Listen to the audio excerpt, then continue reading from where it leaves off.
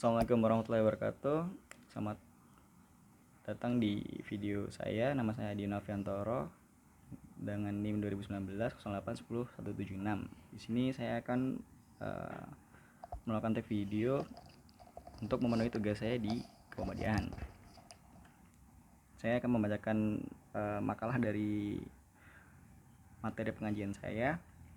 Pendahuluannya adalah saya akan memaparkan tentang pendahuluannya terlebih dahulu. Dalam transaksi antar manusia, baik dalam masyarakat maupun dalam organisasi, transaksi selalu membutuhkan moralitas dan sejenisnya. Tampaknya sudah menjadi bagian dari kemanusiaan bahwa orang ingin dihormati dan sekaligus dihormati oleh orang lain. Istilah kalimat populer untuk kalangan remaja adalah jika Anda ingin dihormati oleh orang lain, maka hormatilah orang lain juga. Seseorang berusaha bersikap dan berperilaku santun karena ingin disyukuri dan dihormati oleh orang lain. Pertanyaannya adalah bagaimana masyarakat dapat berperilaku dan berperilaku santun di lingkungan masyarakat sekitar. Selanjutnya, etika merupakan perhatian umum manusia, dan dimanapun manusia berada dalam masyarakat, etika dan lain-lain harus menjadi pedoman perilaku baik dan buruk dalam interaksinya. Tentu saja remaja adalah bagian dari kemanusiaan dan memerlukan pedoman perilaku untuk menjamin kelancaran interaksi dalam norma sosial dan agama, sehingga tidak ada hubungan menyimpang yang tidak sesuai dengan norma sosial, termasuk norma dan standar agama. Etika pergaulan remaja, khususnya etika bersosialisasi dengan masyarakat, sangat penting dalam kehidupan masyarakat remaja. Menyaksikan remaja menjadi sociable saat ini menjadi perhatian beberapa pihak, terutama topik pembicaraan yang sangat hangat antara orang tua dan orang-orang dengan kepedulian sosial. Selanjutnya, latar belakang dari materi saya adalah pengajian agama merupakan salah satu upaya untuk menyebarkan ajaran agama Islam atau dakwah. Pengajian itu sendiri tidak lepas dari upaya memberikan ajaran Islam yang senantiasa mengajak untuk mendorong manusia kepada jalan yang islami sehingga tercapai kedamaian dan kebahagiaan di dunia dan akhirat. Pengajian adalah salah satu kegiatan keagamaan Islam. Pengajian tidak hanya dilakukan oleh individu tertentu seperti santri ataupun seorang murid, tetapi pengajian tersebut melibatkan ayah, ibu, remaja, anak-anak, dan semua kalangan. Secara umum, ajaran Islam dan penjelasannya dibahas selama pengajian, termasuk muamalah, akidah, moral, tauhid, dan banyak ajaran Islam lainnya. Bagi sebagian umat muslim, pengajian juga membutuhkan ajaran Islam yang baik dan benar. Hal ini juga digunakan sebagai sarana komunikasi dan bersosialisasi. Pengajian tidak hanya dilakukan oleh umat Islam di masjid-masjid di sekitar rumahnya, tapi juga di tempat kerja seperti kampus Universitas Muhammadiyah Yogyakarta.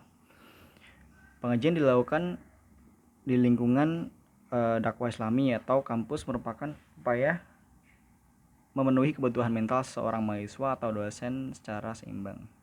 Pemateri dan dosen yang memberikan materi bisa didatangkan dari luar kampus ataupun dalam kampus.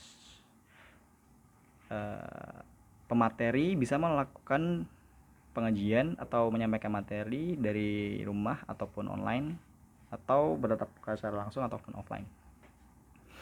Lebih mudah melakukannya secara langsung agar dapat langsung merasakan dan mengetahui apa yang dikaji. Beberapa dari pengajian rutin ini terus berlanjut. Tujuan pengajian rutin di masjid kampus adalah untuk memenuhi kebutuhan spiritual agama, memperdalam pemahaman keagamaan, dan memperluas pengetahuan mahasiswa. Selain itu, pengajian rutin ini dimaksudkan untuk meningkatkan kesadaran beragama dari tarekat mahasiswa tersebut.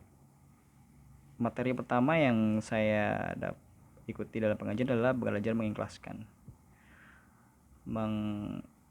keikhlasan adalah segala sesuatu yang dilakukan tanpa mengharapkan imbalan apapun. Dalam Islam, ikhlas berarti melakukan sesuatu karena Allah Subhanahu wa taala. Dari segi ibadah, bakti,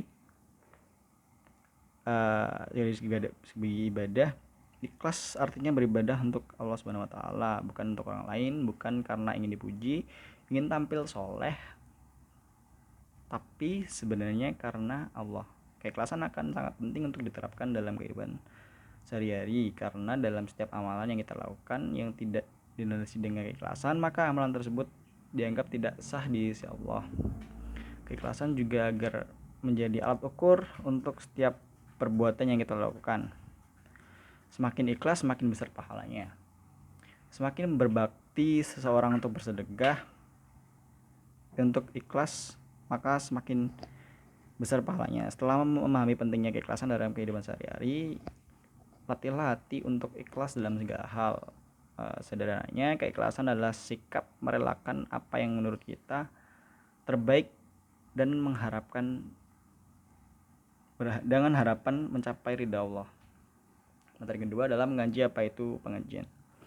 Secara linguistik, pengajian berasal dari akar kata belajar. Arti pengajar khususnya tentang masalah agama, dan pengajian adalah ajaran dan mengajarkan membaca Al-Quran. Kata istasi terdiri dari awalan pe dan mengakhiran an dan memiliki dua arti. Pengajian menurut beberapa ahli seperti Sujoko Prasojo, pengajian adalah kegiatan mencerdaskan masyarakat dan pengajian adalah ajaran kiai bagi santri. Dari penjelasan beliau dapat kita simpulkan bahwa mengaji merupakan kegiatan belajar agama Islam yang diajarkan oleh kiai atau ustadz. Adapun penjelasan dari Muzakir, beliau menjelaskan bahwa pengajian adalah istilah umum untuk berbagai kegiatan belajar dan mengajarkan agama. Lalu untuk materi ketiga adalah menjaga jiwa bersih dan membersihkan jiwa kotor. Dalam kehidupan sehari-hari, orang awam akan identik mengatakan bahwa tubuh manusia terdiri dari jiwa dan raga. Raga di sini dapat dikatakan sebagai bentuk fisik atau tampilan dari manusia itu sendiri, sedangkan jiwa merupakan suatu yang mana berisi pengendalian atas raga yang dihuni oleh jiwa itu sendiri. Jiwa manusia ini akan sangat menentukan pribadi dan perilaku orang lain, perilaku dari seseorang itu. Manusia merupakan ciptaan Allah yang paling sempurna karena dibekali akal, namun pada sisi lain manusia dapat terpuruk menjadi makhluk yang jelek, lebih jelek dari binatang. Hal ini dapat terjadi jika dominasi hawa nafsu mengalahkan kekuatan ruh dari Allah. Tarik-menarik antar hawa nafsu dan ruh ilahi akan menjadi perang dalam jiwa manusia sepanjang hayatnya. Lalu yang keempat adalah indahnya sedekah di bulan Ramadan. Sedekah memiliki makna yang luas, makna yang umum, di mana seluruh kebaikan yang kita berikan kepada orang lain itu masuk ke dalam makna sedekah. Sedangkan maknanya sedekah yang kedua adalah sedekah dalam makna yang khusus, yaitu memberikan apa yang kita miliki untuk seseorang, untuk orang lain, memberikan harta yang kita miliki untuk saudara-saudara kita.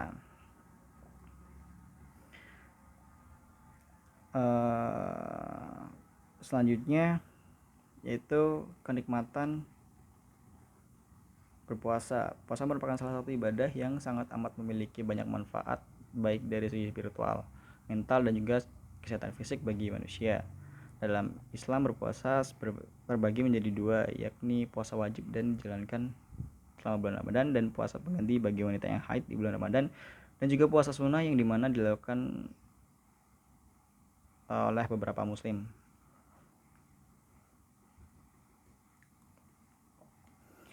Larangan saat berpuasa seperti makan dan berhubungan suami istri tentu mengajarkan manusia agar dapat mengelola emosi dan dorongan hawa nafsunya. Tentu saja bukan untuk dihilangkan, namun dapat dikelola dengan baik agar dapat mencapai tujuan hidup menurut Islam dan tujuan penciptaan manusia. Dengan berpuasa kita juga akan dapat melatih untuk hidup sederhana. Yang keenam yaitu sabar sebagai pondasi. Kesabaran adalah suatu sifat yang mulia di kalangan manusia, sehingga kesabaran juga merupakan salah satu sifat baik untuk manusia milki. Bulan Ramadan atau bulan kesabaran. Dan mengapa Ramadan disebut bulan kesabaran? Karena ibadah utama di bulan ini adalah puasa, dan puasa adalah separuh kesabaran. Kesabaran itu bermakna juga menjaga diri. Lalu artinya seorang muslim harus sabar menjalankan perintah Allah Subhanahu wa taala meskipun perintah itu berat dan dibenci oleh nafsunya. Seorang mukmin harus tetap taat pada hal-hal yang telah diwajibkan baginya meskipun banyak hal yang perintangi. Oke, itulah penjelasan dari materi pengajian yang saya ikutin. Terima kasih.